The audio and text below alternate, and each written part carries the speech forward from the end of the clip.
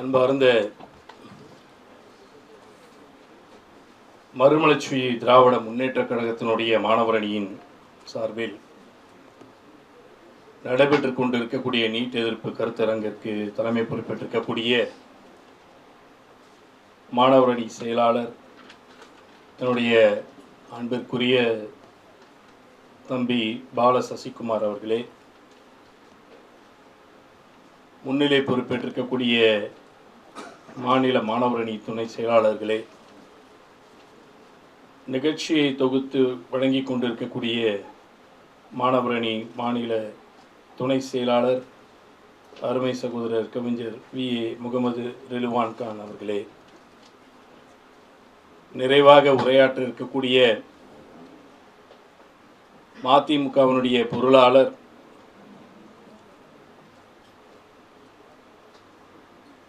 மிக சிறந்த போராளிகளில் ஒருவராய் விளங்கக்கூடிய அண்ணன் மு. செந்திலதிபன் அவர்களே, கருத்துரை வழங்கி நிச்சயம் மோடி அரசே அதை இந்த நீட் தேர்வை அகற்றி தீரும் என்ற ஒரு நிலையினை பற்றி எடுத்துரைத்து அமர்ந்திருக்கக்கூடிய விசிகாவினுடைய துணை பொதுச் செயலாளர் சட்டப்பேரவை உறுப்பினர் மாண்புமிகு ஷானவாஸ் அவர்களே,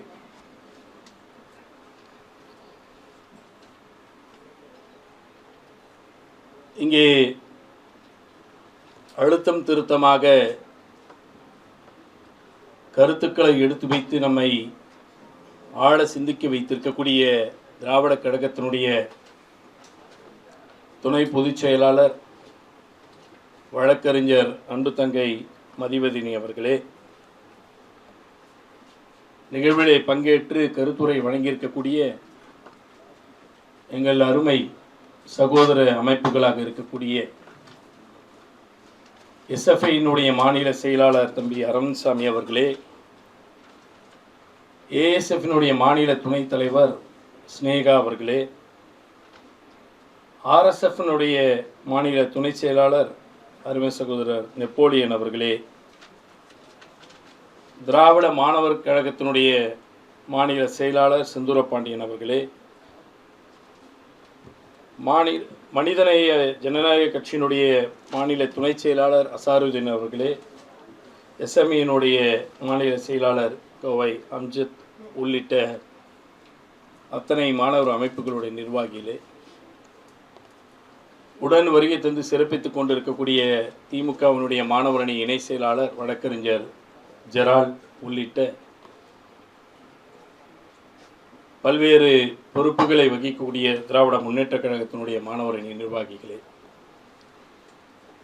மதிமுகவினுடைய பல்வேறு மாவட்ட கழகத்தினுடைய செயலாளர்களே, பல்வேறு அணிகளினுடைய செயலாளர் உள்ளிட்ட நிர்வாகிகளே, மாணவரணியினுடைய பொறுப்பு வகிக்கக்கூடிய பல்வேறு பொறுப்பினை நிலைகளை கொண்ட நிர்வாகிகளே, வருகை தந்து பொறுமை காத்து கருத்துக்களை உள்வாங்கி கொண்டிருக்கக்கூடிய எண்ணரும் மாணவ செல்வங்களே, நிறைவாக நன்றி உரையாற்றக்கூடிய வடசென்னை கிழக்கு மாவட்ட மாணவரணியினுடைய அமைப்பாளர் வினோத்குமார் உள்ளிட்ட அனைவருக்கும் என்னுடைய அன்பு வணக்கத்தை தெரிவித்துக் கொள்கிறேன். நீட் தேர்வை 2017ஆம் ஆண்டு கொண்டு வந்த பொழுது தொடக்க நிலையிலிருந்து எதிர்த்து கொண்டிருக்கக்கூடிய இயக்கங்களில் ஒன்று என்று இங்கே உரையாற்றுகிற நேரத்தில் சொன்னார்கள். ஒவ்வொரு இயக்கத்தினுடைய மாணவர் அமைப்புகளும் தனித்தனியாக போராடி கொண்டிருந்த நேரத்தில் ஆகஸ்ட் மாதம் 2017ஆம் ஆண்டு இங்கே இருக்கக்கூடிய அத்தனை அமைப்புகளினுடைய, இது மட்டுமல்ல இன்னும் சில அமைப்புகளோடு சேர்ந்து நாங்கள் ஒரு கூட்டமைப்பை உருவாக்க வேண்டும் என்று SFI-யினுடைய அலுவலகத்திற்கு நானே நேரடியாக சென்று பேச்சுவார்த்தையை நடத்தினேன். அன்றைக்கு உருவாக்கப்பட்ட அந்த அமைப்பினுடைய பெயர்தான் தமிழ்நாடு மாணவர் இயக்கங்களுடைய கூட்டமைப்பு, federation of student organisation TN என்று நாங்கள் உருவாக்கியோம். அப்படி உருவாக்கப்பட்ட அந்த அமைப்பு தங்களுடைய போராட்ட களத்தை ஆகஸ்ட் 30ஆம் தேதி அன்றைக்கு முதல் கட்ட போராட்டமாய் பெரும் அளவில் போர் களத்தினை தொடங்கி வைக்கப்பட்டு அது நடந்தேறிய 2 நாட்களுக்குள்ளாகவே அன்பு தங்கை அனிதா அவர்கள் தூக்கில் தொங்கி நம்மை மிகப்பெரிய மீளா துயரத்தில் ஆழ்த்தி நீட் தேர்வினுடைய முதல் களபலியாக ஆனவர். எனவே அனிதாவையும் நாங்கள் இழந்திருக்க கூடாது என்று கருதக்கூடிய கூட்டமைப்பு தான் இன்றைக்கு இங்கே அமர்ந்திருக்கக்கூடியவர்கள். சிலர் கூட பேசுகிற நேரத்தில் குறிப்பிட்டு சொன்னதாக நான் கருதுகிறேன். ஷானவாஸை சொன்னாரா யார் என்று எனக்கு நினைவில் வரவில்லை. இங்கே இருக்கக்கூடிய மாணவர் அமைப்புகள் எல்லாம் ஒன்று கூடி போராட வேண்டும் என்று சொன்னாரே. கருத்து வேறுபாடுகள் இருந்தாலும் கூட, கொள்கை ரீதியாக மாறுபட்டு இருந்தாலும் கூட இந்த நீட் தேர்வினை சட்டப்பேரவையில் நிறைவேற்றிருக்கிறோம் ஒருமனதாக என்று சொன்னார்கள். 2017ஆம் ஆண்டு திராவிட முன்னேற்ற கழகத்தினுடைய கூட்டணியில் மதிமுக அல்ல, பிசிக இல்ல, இடதுசாரிகளாக இருக்கக்கூடிய இந்திய கம்யூனிஸ்ட் அல்ல, மார்க்சிஸ்ட் கம்யூனிஸ்ட் அல்ல, ஆனால் இன்றைய தலைவராக இருக்கக்கூடிய மாண்புமிகு தமிழ்நாட்டின் முதலமைச்சர் அவர்கள் அன்றைக்கு செயல் தலைவராக இருக்கிற நேரத்தில் நான் சென்று அவரிடம் அனுமதி கேட்டேன். நீட் தேர்வு மிகப்பெரிய மோசடி, சமூக நீதிக்கு எதிரானது, மாநில சுயாட்சிக்கு எதிரானது, மாணவர்கள் கல்வி உரிமைக்கு எதிரானது என்று போராட்ட களத்தை முன்னெடுக்க இருக்கிறோம், ஒன்றிணைந்து போராட விரும்புகிறோம். இது ஒரு முன்மாதிரியாக தமிழ்நாட்டில் விளங்கிட வேண்டும் என்று முன்னெடுப்பை எடுக்கிறேன் என்று சொன்ன பொழுது செல் வெல் என்று என்னை வாழ்த்தி அனுப்பினார். அந்த வகையில் உருவானதுதான் FSO என்ற தமிழ்நாட்டினுடைய இந்த கூட்டமைப்பு. எனவே நாங்கள் எடுத்த முன்னெடுப்புகளில் ஒன்றென்று அல்ல, டெல்லி வரை சென்று போராடி இருக்கிறோம். அப்பொழுது மட்டும் போராட்டத்தை நிறுத்திவிடவில்லை. ஏன் இந்த ஆண்டு தொடக்கத்தில் ஜனவரி 12ஆம் தேதி கூட save education, reject NEP, save India, reject BJP என்ற முழக்கத்தோடு யுனைடெட் ஸ்டூடெண்ட்ஸ் ஆஃப் இந்தியா என்ற பெயரில் நாங்கள் ஒன்றிணைந்து இந்திய அளவிலான ஒரு பெரும் கூட்டமைப்பை ஏற்படுத்தி போராட்ட களத்தை முன்னெடுத்து நடத்தி கொண்டிருக்கிறோம். எனவே இங்கே தொடங்கிய இந்த முழக்கம் அது டெல்லி வரையிலும் முடங்கி இருக்கிறது. இங்கே எடுத்த முன்னெடுப்பு இன்றைக்கு அகில இந்திய முழுவதற்குமான கூட்டமைப்பை உருவாக்குகின்ற முன்னெடுப்பையும் இங்குதான் தொடங்கப்பட்டிருக்கிறது. எனவே தமிழ்நாடு தான் இந்தியாவுக்கு என்றைக்கும் வழிகாட்டக்கூடியதாக இருக்கிறது. 7 வருடங்களாக நாம் போராடி கொண்டிருக்கிறோம். 7 வருடங்களாக கடுமையாக எதிர்க்கிறோம்.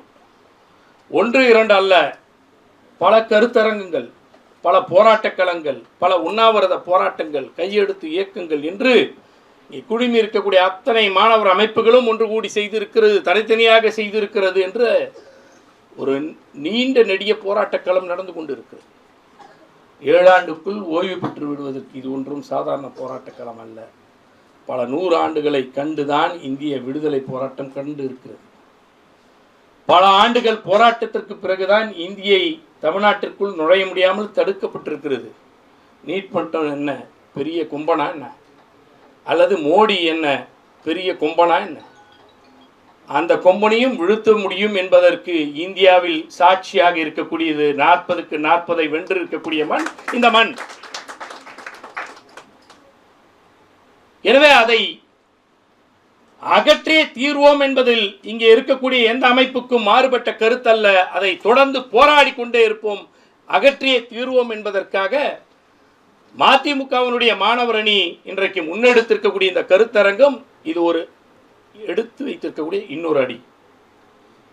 நாங்கள் முன்னே செல்வோம் என்பதற்கான ஒரு அடையாளமாக இருக்கக்கூடிய ஒரு கருத்தரங்கம் இது.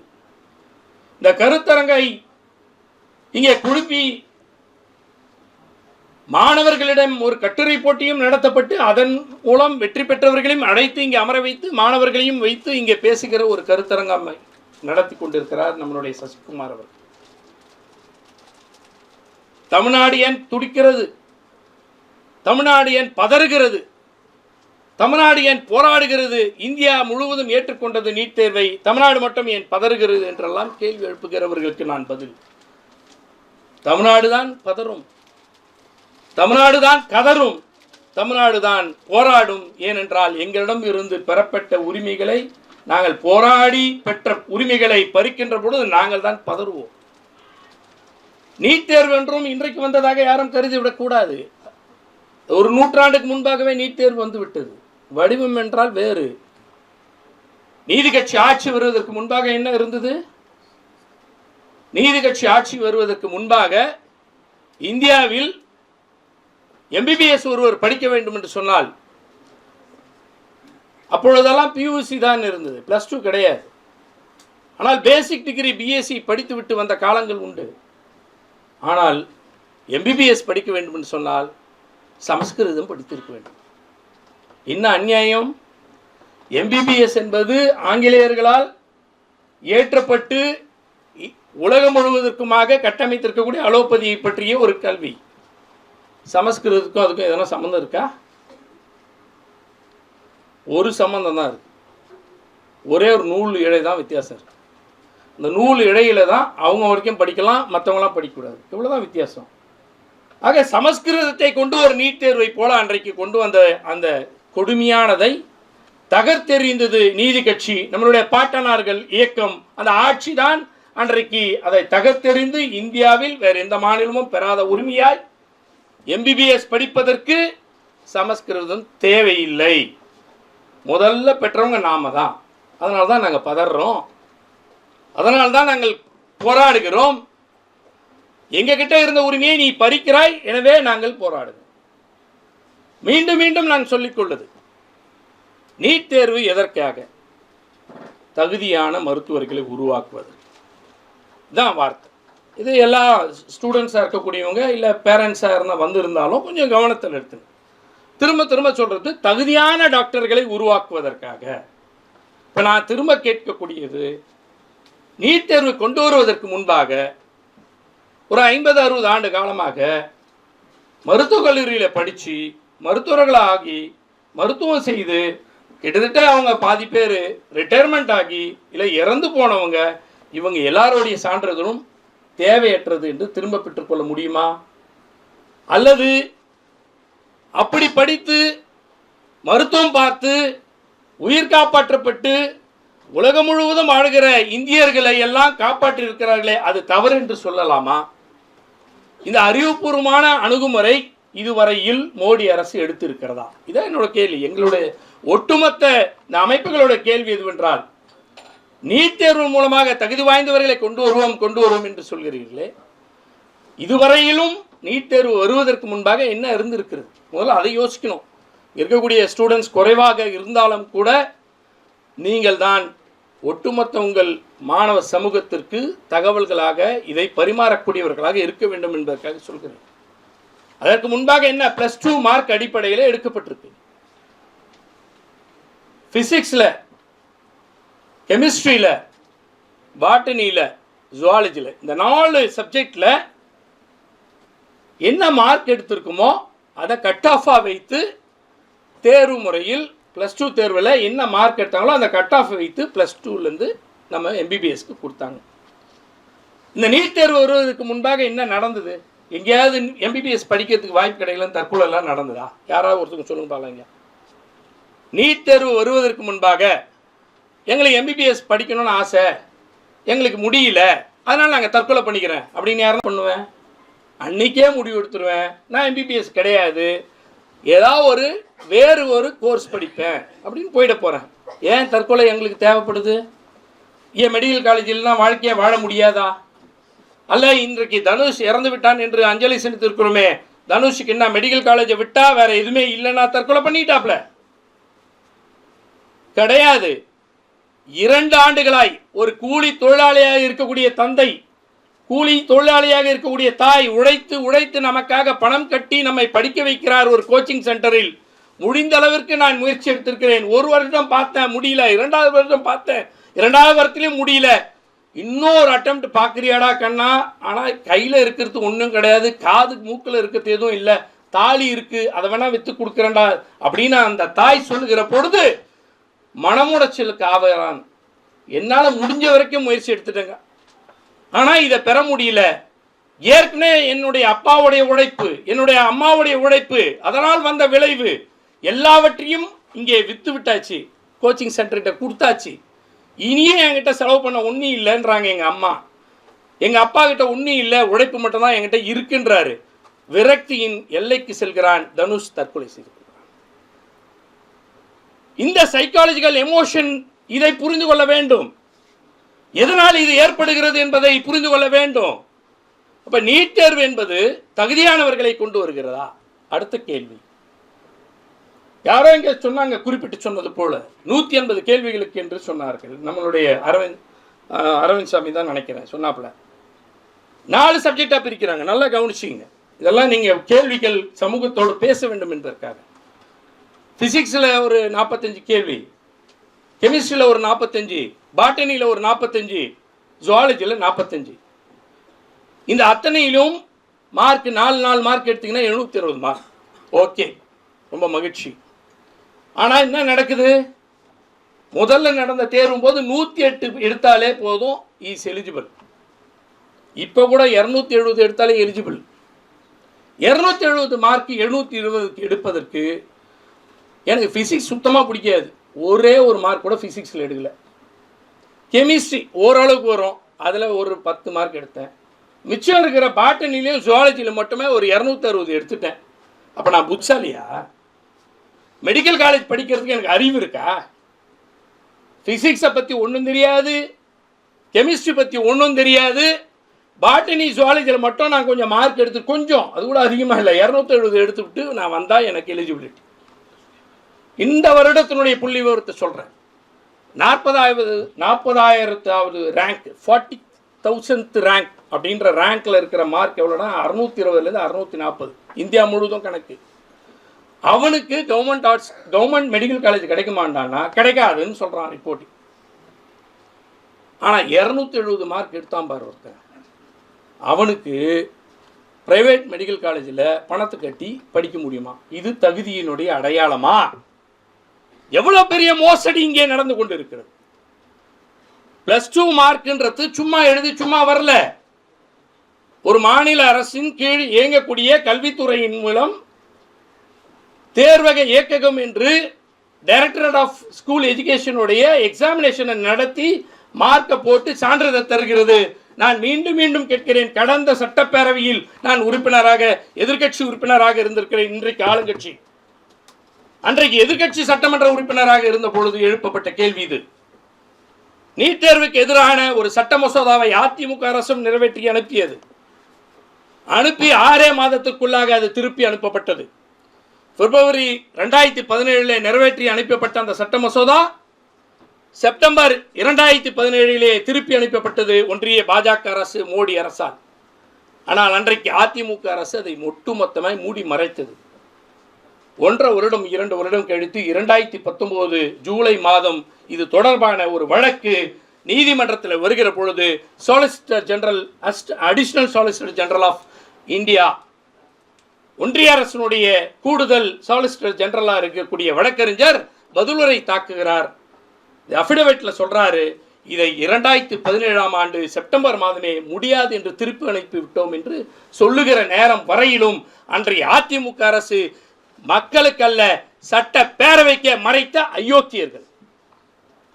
அன்றைக்கு மறைத்ததனுடைய விளைவு அரசியலமைப்பு சட்டம் வழங்கியிருக்கக்கூடிய சட்டப்பேரவை மீண்டும் நிறைவேற்றலாம் என்ற உரிமையை அன்றைக்கு தமிழ்நாடு அரசு இழந்தது, தமிழ்நாடு சட்டப்பேரவை இழந்தது. ஏன்னா within 6 months, with any amendments or without amendments, you can again passed out in the assembly and can be sent to the governor for assent என்று அதில் குறிப்பிடப்பட்டிருக்கிறது. அதை திருப்பி அனுப்புகிற பொழுது அதில் தேவைப்படுகிற திருத்தங்களை செய்தோ அல்லது அப்படியே நிறைவேற்றி அனுப்புகிற பொழுது கவர்னர் கண்டிப்பாக அதை தடுக்க முடியாமல் ஒன்றிய அரசுக்கு அனுப்பி வைக்க வேண்டும் என்று சட்டம், அரசியலமைப்பு சட்டம் சொல்கிறது. செய்தார்களா? செய்யவில்லை. தமிழ்நாட்டை அடகு வைத்தார்கள். அதுதான் கண்ட காட்சி. ஆனால் இன்றைக்கு தமிழ்நாடு அரசு ஆக திராவிட முன்னேற்ற கழகத்தின் தலைமையிலான அரசு, முதலமைச்சராக இருக்கக்கூடிய திராவிட மாடல் நாயகனாக இருக்கக்கூடிய அனைவருக்கும் அனைத்தும் என்று சொல்லக்கூடிய நம்மளுடைய முதலமைச்சர் முத்துவேல் கருணாநிதி ஸ்டாலின் என்று தலைநிமிர்ந்து நம்மிடம் உறுதிமொழி ஏற்றுக்கொண்டு சொன்னாரே, அந்த முதலமைச்சர் நிறைவேற்றியிருக்கக்கூடிய சட்ட மசோதாவை கண்டிப்பாக நீ அனுப்பி வைக்க வேண்டும் என்று சொன்னார்கள். 6 மாத காலம் கிடப்பில் போடப்பட்டு வைத்ததை நீதிமன்றம் சென்று மீண்டும் அனுப்பி வைக்கப்பட்டது. மீண்டும் சட்டப்பேரவையில் ஷானவாஸ் சொன்னதைப் போல அத்தனை சட்டமன்ற உறுப்பினர்களும் ஒருமனதாக நிறைவேற்றி அனுப்பப்பட்டது. பாஜகவினர் இடம்பெறவில்லை என்று சொன்னார். வெளிநடப்பு செய்துவிட்ட பிறகு அவர்கள் இல்லாத அவையாகத்தான் கருதப்படும். இல்லாத அவையில் எல்லோரும் வாக்களித்தால் அதன் பெயர் ஒருமனதாக நிறைவேற்றப்பட்டதாக தான் சட்டப்பூர்வமானது. எனவே தமிழ்நாட்டின் சட்டப்பேரவையில் ஒருமனதாக நிறைவேற்றி அனுப்பப்பட்ட சட்ட மசோதா கவர்னருக்கு அனுப்பப்பட்டு கவர்னர் மீண்டும் காக்க வைத்து பிறகு பல கண்டனங்களுக்கு பிறகு பல போராட்டங்களுக்கு பிறகு ஒன்றிய பாஜக அரசிடம் அனுப்பி வைக்கப்பட்டிருக்கிறது. இன்று வரையிலும் அதற்கு ஒப்புதல் வழங்காமல் காக்க வைத்துக் கொண்டிருக்கிறார்கள்.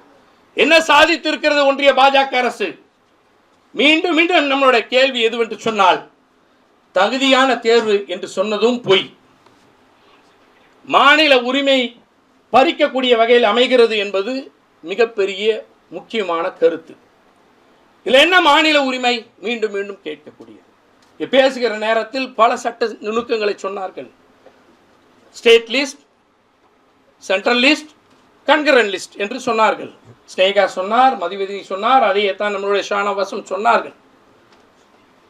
இந்த மாநில பட்டியலில் இருந்த கல்வித்துறையை ஒத்திசைவு பட்டியலுக்கு கொண்டு சென்றது எமர்ஜென்சி காலம். ஏன் நீங்கள் அதை இன்னும் முடக்கி வைத்தீர்கள், அனுப்பி வைக்க வேண்டியதானே என்று கூட ஷானவாஸ் அவர்கள் மிக முக்கியமான கேள்வியை இந்த மன்றத்தின் மூலம் எழுப்பியிருக்கிறார். அந்த ஒத்திசைவு பட்டியல் இருக்கட்டும் ஒரு பக்கம், ஆனால் இந்த மாநில பட்டியலில் ஒரு முக்கியமான அம்சம் இருக்கிறது. அதுதான் இன்றைக்கு தமிழ்நாட்டில் இருக்கக்கூடிய மாணவ சமூகம், பெற்றோர்கள், ஒட்டுமொத்த பொதுமக்கள் இன்னும் கவனித்தல் எடுத்துக்கொள்ள வேண்டும் என்பதற்காகத்தான் இந்த கருத்தரங்கம்.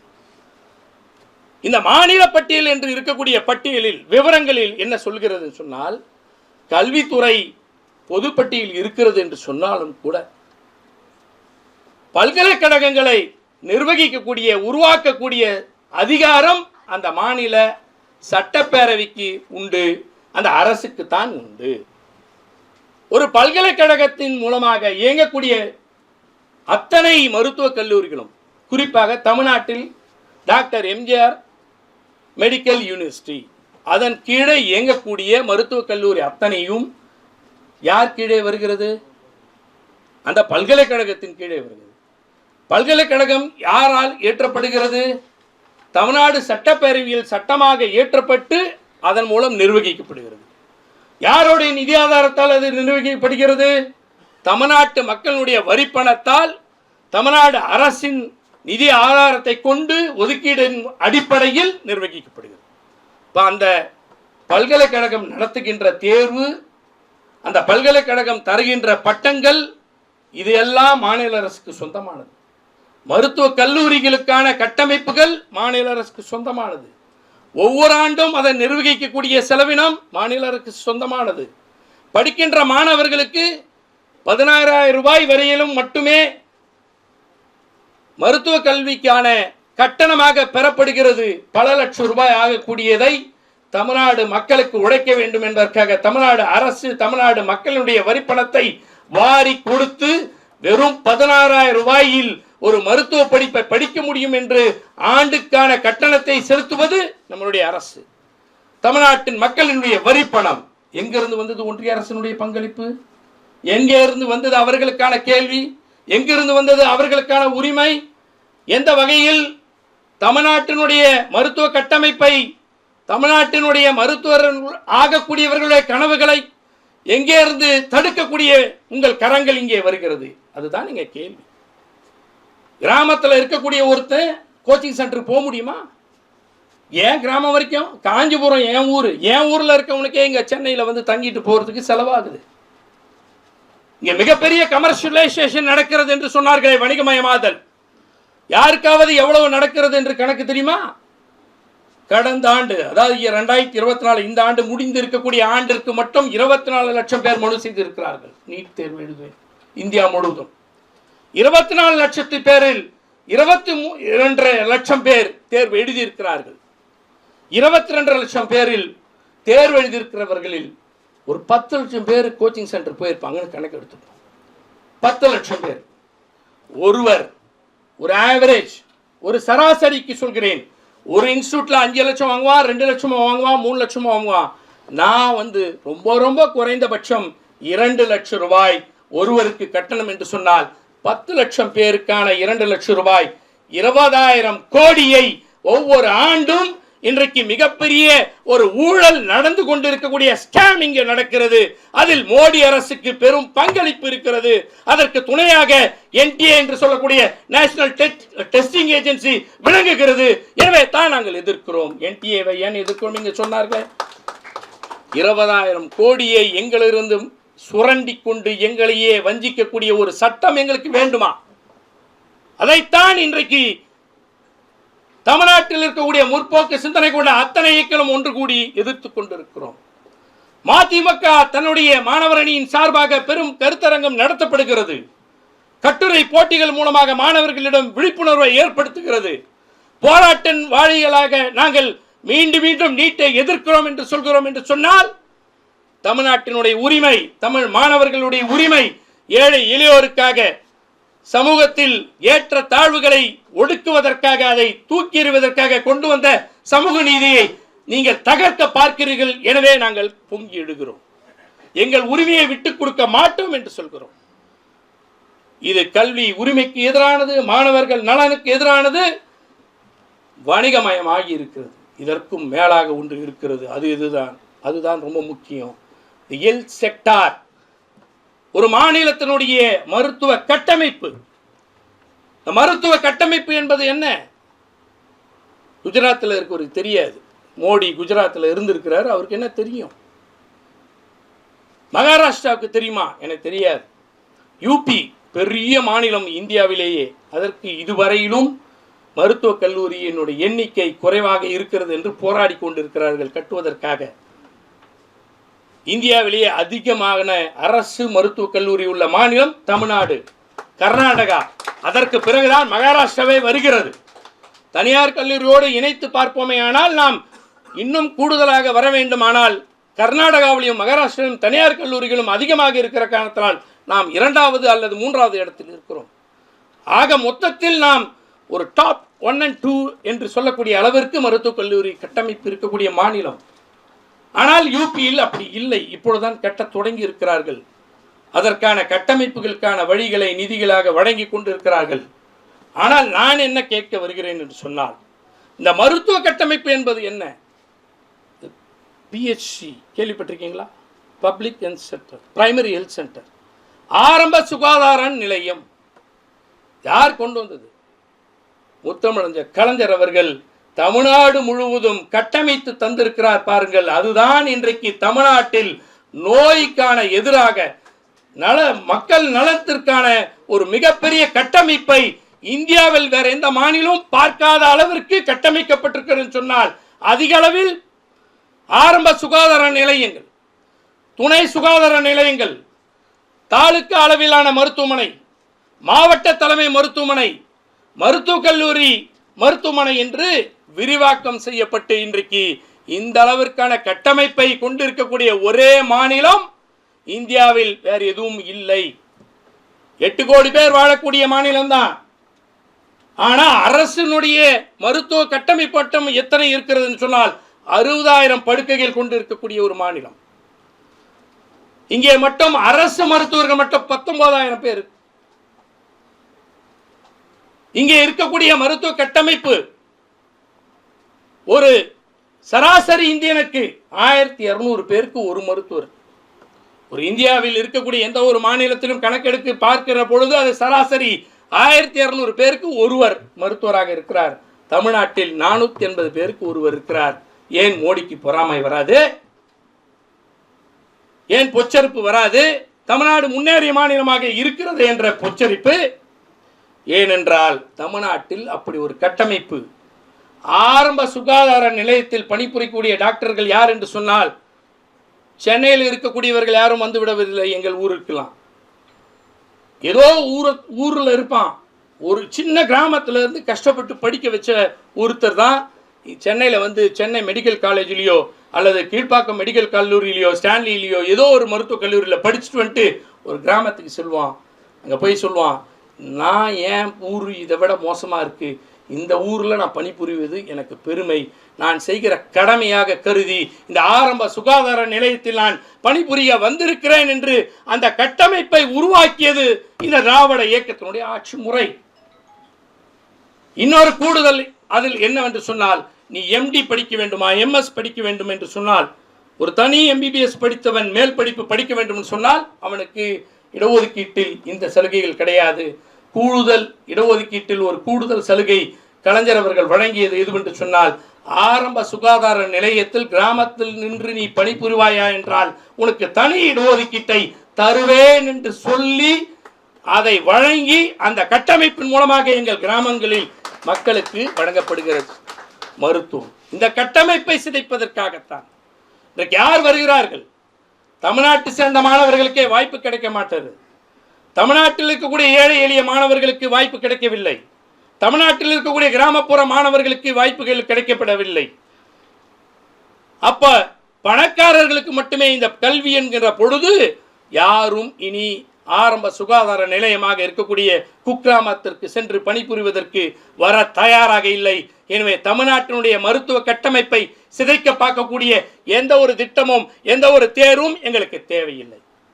எங்கள் கட்டமைப்பு, எங்கள் மக்கள், எங்கள் வரிப்பணம், எங்களுடைய ஆட்சி, இது எல்லோருக்கும் எல்லாம் தருகிற திராவிட மாடல் ஆட்சி. இதை தருவதற்காகத்தான் இந்த கட்டமைப்புகள் என்று நாங்கள் போராடி கொண்டிருக்கிறோம். உதயநிதி ஸ்டாலின் அவர்கள் ஏதோ ரகசியம் இருப்பதாக சொன்னார்கள்.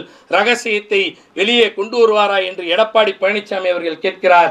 எடப்பாடி பழனிசாமி அவர்களே, முதுகெலும்பு இல்லாமல் நீங்கள் தாரை வார்த்த உரிமைகளை எல்லாம் நாங்கள் மீட்டெடுப்பதற்காக இங்கே குடிமிருக்கக்கூடியவர்கள்லாம் போராடி கொண்டிருக்கிறோம். உங்களுக்கு அந்த கேள்வி கேட்க ஒரு அருகதியும் இல்லை. கேட்பதற்கு பாஜகவுக்கு கூட உரிமை உண்டு. எடப்பாடி பழனிசாமியே, உங்களுக்கு உரிமையே கிடையாது. கடந்த முறை எங்கள் உரிமையெல்லாம் தாரை வார்த்தவர்கள் நீங்கள். உதயநிதி ஸ்டாலினுக்கு என்ன ரகசியம் இருக்கிறது என்று கேட்கிறார். ஒரு ரகசியம் அல்ல. நான் கேட்கிறேன், ஜல்லிக்கட்டு போராட்டம் எப்படி வந்தது? ஜல்லிக்கட்டு என்பது நடந்து கொண்டிருந்ததை 2017ஆம் ஆண்டு ஒரு சட்டத்தை கொண்டு வந்து prevention of cruelty to the animals என்று சொல்லி அவர்கள் தடுக்கப்பட்டார்களே. அன்றைக்கு நமக்கெல்லாம் ஜல்லிக்கட்டு நடத்துவதற்கு இல்லை என்று மறுக்கப்பட்டதே. அதை மீண்டும் பெற முடிந்ததை எப்படி முடிந்தது? எப்படி என்று சொன்னால், மக்கள் எழுச்சியோடு, இளைஞர்கள் எழுச்சியோடு, மாணவர்கள் போராட்ட களம் கண்டதன் விளைவாக, தமிழ்நாடு முழுவதும் அந்த எழுச்சி கண்டதன் விளைவாக காளை அடக்குகின்ற அந்த போர்க்களத்திற்கான ஒரு உரிமையை பெறுவதற்காக கன்கரண்ட் லிஸ்ட் என்று சொல்லக்கூடிய ஒத்திசைவு பட்டியலில் அது வருகிறது என்ற காரணத்தினால் தமிழ்நாட்டின் சட்டப்பேரவையில் மீண்டும் ஒருமனதாக நிறைவேற்றி தந்ததன் விளைவாக 2 நாட்களில் காளை அடக்குகின்ற போர்க்களத்திற்கு மட்டும் ஒப்புதல் மோடி அரசால் தர முடிகிறது என்று சொன்னால், நீட் தேர்வு தமிழ்நாட்டிற்கு வேண்டாம், அநீதி, இது சமூக நீதிக்கு எதிரானது, மாநில உரிமைக்கு எதிரானது, இது மாநிலத்தினுடைய அரசியலமைப்புக்கு எதிரானது, மாநிலத்தின் மருத்துவ கட்டமைப்புக்கு எதிரானது என்று நாங்கள் போராடுகிற நேரத்தில் 2 நாட்களில் ஒப்புதல் தருவதற்கு மோடி அரசு ஏன் வரலை? ஏன் வரக்கூடாது? ஏனென்றால் ஏழைகள் மருத்துவர் ஆகக்கூடாது, ஒடுக்கப்பட்ட மக்கள் மருத்துவர்கள் ஆகக்கூடாது. காலங்காலமாய் இந்த திராவிட இயக்கங்கள் போராடி பெற்ற உரிமைகளை பறிப்பதற்கான ஒரு வழிகாட்டுதல்.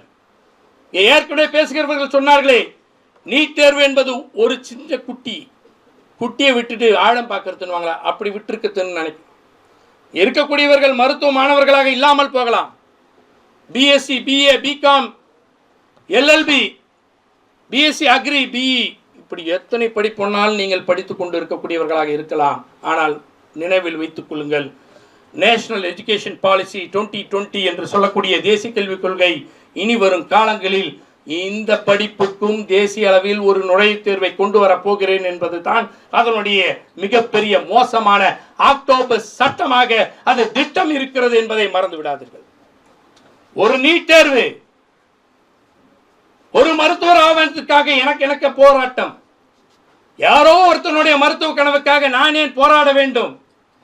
யாரோ ஒருத்தருக்கு மருத்துவர் எம்பிபிஎஸ் படிக்க வேண்டிய உரிமை போய்விட்டது என்று சொன்னால், நான் படிக்கிற பிஎஸ்சி எனக்கு எந்த பாதிப்பும் இல்லை.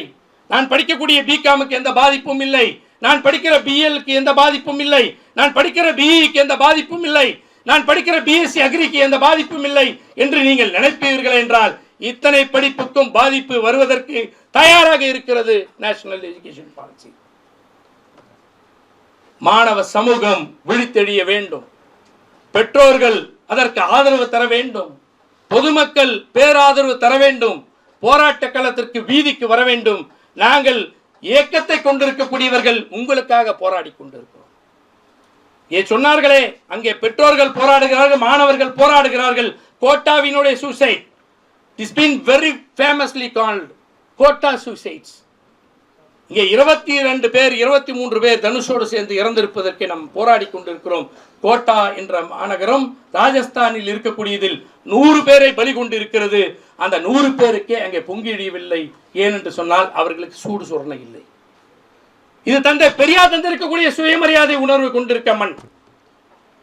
இந்த மண்ணிலே எங்களுக்கான உரிமைகள் பறிக்கப்படும் என்று சொன்னால் வீதிக்கு வந்து போராடுவதற்கு எல்லோரும் தயார்.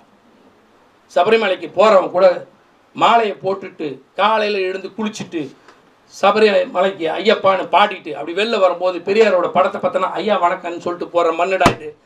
அண்ணாமலைக்கும் முருகனுக்கும் அல்லது அமித்ஷாவுக்கும் மோடிக்கும் இந்த மண்ணை பற்றி புரியாது. ஏனென்றால் கோயிலுக்கு போக வேண்டாம் என்று சொன்னதும் பெரியார், கோயிலுக்கு போக வேண்டும் என்று சொன்னால் நீ போ உள்ளே நான் இருக்கிறேன் என்று கையை பிடித்து அழைத்து சென்றவரும் தந்தை பெரியார். இந்த மண்ணில் தான் எல்லாருக்கும் எல்லா உரிமையும் பெற்றுத்தர முடியும் என்பதை நிரூபித்து காட்டியிருக்கக்கூடிய இயக்கங்கள் திராவிட இயக்கமும் பொது உடைமை சிந்தனையும் இங்கு ஒன்று கூடி உட்கார்ந்து இருக்கிறோம் என்று சொன்னால் நாங்கள் விட்டு விடுவோமா? மோடி நீ என்ன எம்மாத்திரம்? இங்கே சொன்னார்களே, எங்களை அடக்குமுறைக்கு ஆளாக்கியவர்கள், நெருக்கடி நிலைக்கு தள்ளியவர்கள், இந்தியை திணிப்பேன் என்று சொன்னவர்கள், குலக்கல்வியை கொண்டு வந்தே தீர்வேன் என்று சொன்னவர்களை எல்லாம் இன்றைக்கு எங்களோடு அரவணைத்துக் கொண்டு செல்கிறோமே என்று சொன்னார்களே. அரவணைத்து செல்வதற்கு காரணம் உண்டு. They are revisiting and rethinking about the linguistic right, federalism right, state rights, financial right of the state என்று சொல்லக்கூடிய அளவிற்கு இன்றைக்கு காங்கிரஸ் இயக்கம் மாறி இருக்கிறது. அவர்கள் மீண்டும் சிந்திக்க தொடங்கி இருக்கிறார்கள். மாநில உரிமை என்றால் என்ன, மொழி உரிமை என்றால் என்ன, கூட்டாட்சி தத்துவம் என்றால் என்ன, இந்த அரசியலமைப்பு சட்டம் தந்திருக்கக்கூடிய உரிமைகள் எல்லாம் என்ன, சட்டப்பேரவைக்கு உள்ள உரிமையை போலவே மாநிலத்தின் உரிமை நாடாளுமன்றத்துக்கு இருக்கக்கூடியதை போல சட்டமன்றத்திற்கும் சட்டம் ஏற்றக்கூடிய உரிமை இருக்கிறது. This is not a municipality under a parliament. இது ஒரு மாநில அரசு. இந்த மாநில அரசுக்கான உரிமைகள், சட்டமேற்றுகின்ற உரிமை, வரி விதிக்கக்கூடிய உரிமை, மக்களுக்கு நாங்கள் எல்லாவற்றையும் வாரி வழங்கி அதை காப்பாற்றுகின்ற உரிமை. நாங்கள் நெருக்கமாக மக்களோடு இருக்கக்கூடியவர்கள். அதனால்தான் 1000 ரூபாய் மகளிருக்கு உரிமை தொகை என்று தருகிறோம். நாங்கள் மாணவர்களோடு நெருக்கமாக இருக்கிறோம். அதனால்தான் புதுமை பெண் திட்டம் என்று 1000 ரூபாய் மாதம் தருகிறோம். நாங்கள் மாணவர்களுக்கு தருகிறோம் தமிழ் புதல்வன் திட்டம் என்று 1000 ரூபாய். பெற்றோரிடமும் மாணவர்களிடமும் நெருக்கமாக அக்கறையோடு இருப்பத காரணத்தினால்தான் காலை சிற்றுண்டி திட்டத்தை தருகிறோம். மாணவர்களை உயர்த்த வேண்டும், இளைஞர்களை வேலையில்லா திட்டத்திலிருந்து போக்கிட வேண்டும், அவர்களை தொழில் முனைவோராய் மாற்ற வேண்டும், தொழிற்சாலைக்கு வேண்டியவர்களை உருவாக்க வேண்டும், அவர்கள் திறனை உருவாக்க வேண்டும் என்பதற்காக நான் முதல்வன் திட்டத்தை கொண்டு வந்திருக்கிறோம் என்று சொன்னால் இதுதான் மாநில சுயாட்சி, மாநிலத்தின் உரிமை, மாநிலத்தை ஆளுகின்ற அரசனுடைய அழகு. எனவே நாங்கள் மீண்டும் மீண்டும் சொல்லிக் கொள்வதை எல்லாம் இன்றைக்கு இங்கே குடிமிருக்கக்கூடியவர்கள் ஏதோ நூற்றுக்கணக்கானவர்கள், சில நூறு என்று நான் கருதிட மாட்டேன். இந்த நூற்றுக்கணக்கானவர்கள் தான் தமிழ்நாட்டின் மூலை முடுக்குகள் எல்லாம் சென்று அவர்கள் இந்த நீட் தேர்வு எதிர்ப்புக்கான ஒரு போர்க்களத்தை மீண்டும் சங்கொலி எழுப்பக்கூடியவர்கள். இங்கே இருக்கக்கூடிய ஒவ்வொருவரும் சங்கொலியில் எழுதுகின்றவதை எல்லாம் இந்த இயக்கத்தினுடைய தலைமை பொறுப்பேற்றிருக்கக்கூடிய திரு வைகோ அவர்களுடைய வழியில் இந்த இயக்கத்தை அடுத்த தலைமுறைக்கு கொண்டு செல்வதற்காக உழைத்துக் கொண்டிருக்கக்கூடிய நாடாளுமன்ற உறுப்பினர், முதன்மை செயலாளராக இருக்கக்கூடிய துரை வைகோவினுடைய வழியில் இருக்கக்கூடியவர்களுக்கு நான் அன்பு வேண்டுகோள் விடுக்கக்கூடியது எதுவென்று சொன்னார், உங்கள் தலைவர்கள் எதை நோக்கி செல்கிறார்கள், என்ன விரல் நீட்டி காட்டுகிறார்கள், அந்த திசை நோக்கி செல்லுங்கள். இந்த விதையினை தமிழ்நாட்டின் மூலை முடுக்கெல்லாம் விதைப்போம். நீட் தேர்வை மட்டுமல்ல, கியூட் தேர்வு மட்டுமல்ல, எந்த நுழைவுத் தேர்வும் தமிழ்நாட்டில் நுழைய விடாமல் தடுப்போம். மாணவர்கள் உரிமையை காப்போம். இந்த மருத்துவ கட்டமைப்பை நாம் மீட்டெடுப்போம். மாநில உரிமையை என்றென்றைக்கும் மீட்டெடுக்கும் மாபெரும் போர்க்களத்தில் ஒன்று கூடி கைகூட்டி நாம் போர்க்களத்தில் வென்று காட்டுவோம் என்று சொல்லி இந்த நீட் எதிர்ப்பு கருத்தரங்கம் வெல்லட்டும் வெல்லட்டும். இதை முன்னெடுத்த என் அருமை தம்பி சசிகுமார் உள்ளிட்ட மாநில நிர்வாகத்திற்கும் அந்த மாணவர் அணிக்கும் என் பாராட்டுக்கள், வாழ்த்துக்கள் என்று சொல்லி விடைபெறுகிறேன். நன்றி, வணக்கம்.